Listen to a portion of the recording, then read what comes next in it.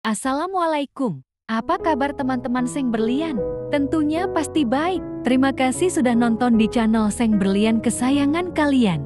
Mudah-mudahan tetap semangat menonton sampai habis. Jangan lupa subscribe, like, dan share, agar tidak ketinggalan video-video saya yang terbaru. Di sebuah desa kecil, hiduplah seorang perempuan bernama Rina. Ia menikah dengan Arman, lelaki yang sangat dicintainya, dengan harapan hidup bahagia. Namun, sejak pertama kali menginjakkan kaki di rumah mertuanya, mimpi indahnya berubah menjadi mimpi buruk. Mertuanya, Bu Sari, tak pernah menyukai Rina.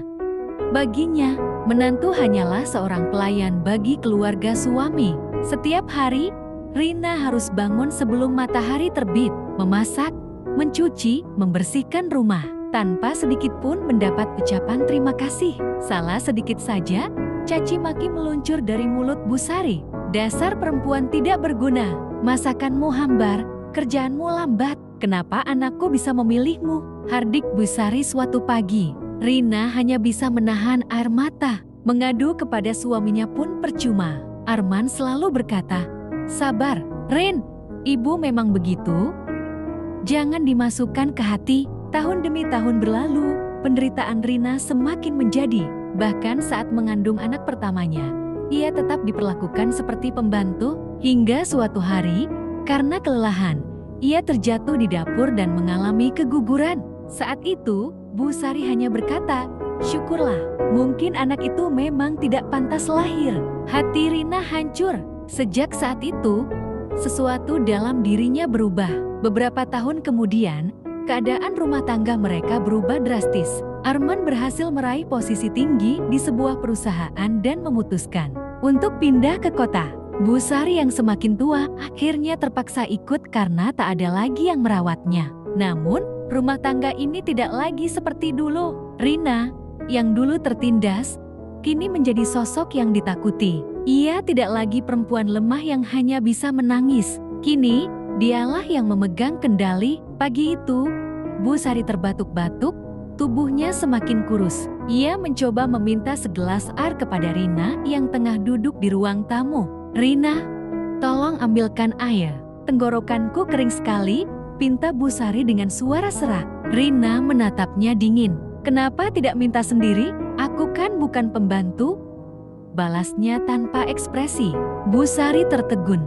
Dulu, kalimat itu sering ia ucapkan pada Rina. Kini, justru ia yang menerima perlakuan yang sama. Hari-hari berikutnya, perlakuan Rina semakin dingin.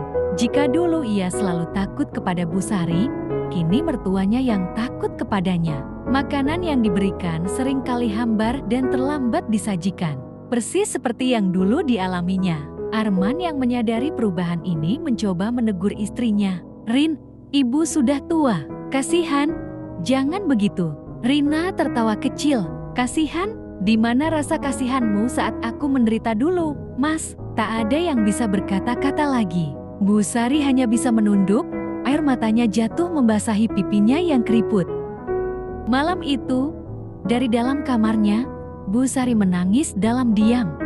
Ia sadar, inilah karma. Dulu ia membuat Rina menangis setiap hari.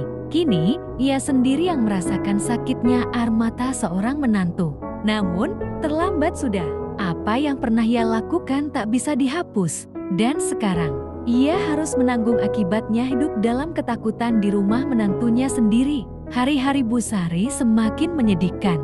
Dulu, ia adalah penguasa rumah. Setiap perkataannya adalah perintah yang harus dipatuhi. Namun kini, ia merasa seperti bayangan di sudut rumah tidak diinginkan, tidak diperhatikan. Suatu sore, saat hujan turun deras, Bu Sari duduk sendirian di teras rumah. Tangannya gemetar menahan dingin, tubuhnya yang rentas semakin lemah. Ia ingin masuk ke dalam, tetapi pintu tertutup. Ia mencoba mengetuk pelan. "Rina, tolong bukakan pintunya." Suaranya hampir tak terdengar. Tidak ada jawaban. Hujan semakin deras, tubuhnya menggigil. Ia mengetuk lagi, kali ini lebih keras. "Rina, aku kedinginan."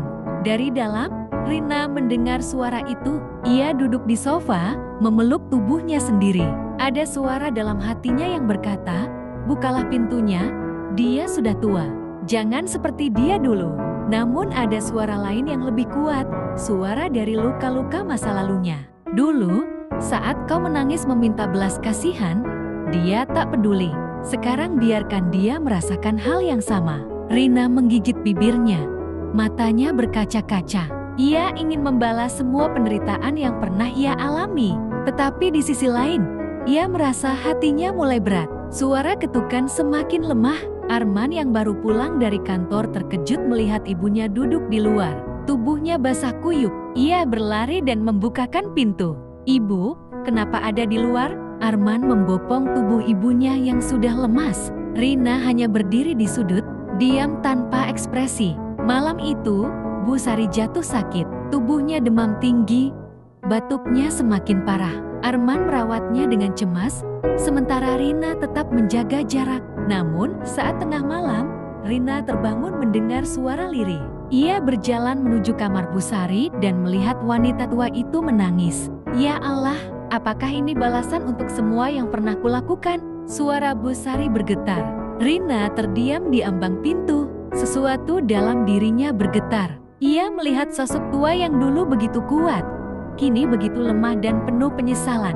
Dan saat itu, ia menyadari satu hal: membalas luka dengan luka tak akan pernah menyembuhkan apapun. Dengan langkah pelan, Rina masuk ke dalam kamar. Ia duduk di tepi ranjang, menghela nafas panjang, lalu menggenggam tangan Bu Sari yang dingin. Bu Sari terkejut, menoleh dengan mata yang mulai berkaca-kaca.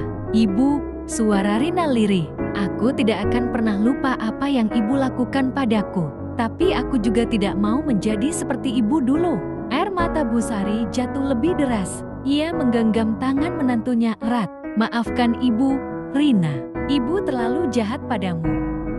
Malam itu, di antara isak tangis dan luka lama yang perlahan memudar, dua perempuan itu akhirnya menemukan titik di mana dendam tak lagi diperlukan. Sebab terkadang, hukuman terbesar bagi seseorang bukanlah balasan dari perbuatannya, melainkan penyesalan yang datang terlambat. Pagi menjelang dengan langit yang sedikit mendung. Setelah malam yang penuh tangisan, suasana di rumah terasa lebih hening. Rina masih duduk di samping ranjang Bu Sari, sementara mertuanya masih terjaga. Matanya sembab setelah semalaman menangis. Sejak pertemuan hati yang emosional itu, ada sesuatu yang berubah dalam diri keduanya. Bu Sari tak lagi menunjukkan arogansinya, sementara Rina perlahan melepaskan dinding kebenciannya. Namun, luka-luka masa lalu tak bisa hilang begitu saja. Beberapa hari berlalu, Bu Sari masih terbaring lemah. Rina merawatnya tanpa banyak bicara, namun perhatiannya lebih nyata dibanding tahun-tahun sebelumnya. Ia mengganti handuk hangat di dahi mertuanya, menyuapinya dengan hati-hati, bahkan menemani saat Bu Sari ingin berjalan keluar rumah untuk menghirup udara segar.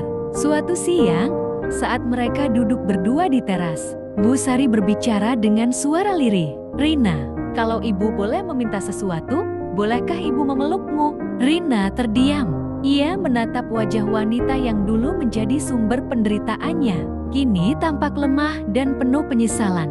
Sejenak, ada suara dalam kepalanya yang ingin menolak. "Dulu, saat aku meminta sedikit kasih sayang, dia malah menyakitiku. Kenapa sekarang aku harus memberikannya?" Namun, jauh di lubuk hatinya, ia tahu bahwa kebencian yang ia genggam selama ini tidak akan membawanya kemana-mana. Perlahan, ia mendekat. Dengan ragu, ia merentangkan tangannya. Saat tubuh renta Bu Sari bersandar di dadanya, terasa betapa rapuhnya wanita itu. "Ibu menyesal, Nak," bisik Bu Sari di telinganya. "Menyesal sudah menyakitimu, menyesal tidak pernah memperlakukanmu seperti anak sendiri." Rina memejamkan mata. Ia merasakan air hangat mengalir di pipinya. Air mata yang selama ini ia tahan akhirnya jatuh juga. "Ibu, sudah cukup," bisiknya. Suaranya bergetar. "Aku sudah lelah menyimpan kebencian ini. Aku tidak mau jadi seperti ibu dulu. Aku ingin memaafkan, tapi aku butuh waktu." Bu Sari mengangguk pelan. "Ibu mengerti. Ibu hanya bersyukur kau masih mau merawat ibu, meski ibu tak pantas menerimanya." Hari itu, untuk pertama kalinya, mereka menangis bersama bukan karena kebencian, tapi karena luka yang akhirnya menemukan jalan untuk sembuh. Minggu-minggu berlalu, Bu Sari semakin membaik, tapi tubuhnya tak sekuat dulu.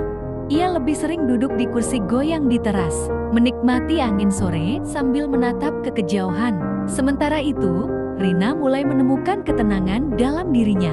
Dendam yang dulu ia simpan perlahan berubah menjadi keikhlasan. Ia tak lagi bersikap dingin terhadap Bu Sari, tapi juga tidak memaksakan diri untuk bersikap manis. Ia hanya melakukan apa yang hatinya izinkan, merawat tanpa kebencian, melayani tanpa keterpaksaan. Hingga suatu pagi, Rina menemukan Bu Sari masih tertidur di kursi goyangnya. Wajahnya damai, bibirnya sedikit tersenyum, seakan ia pergi dalam ketenangan. Air mata Rina jatuh tanpa bisa ia tahan. Ia menyentuh tangan mertuanya yang kini dingin.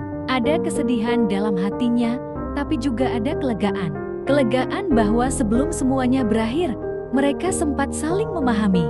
Kelegaan bahwa ia tak membiarkan kebencian mengubahnya menjadi monster yang dulu ia benci. Kelegaan bahwa di akhir hidupnya, Bu Sari tahu bahwa ia telah dimaafkan.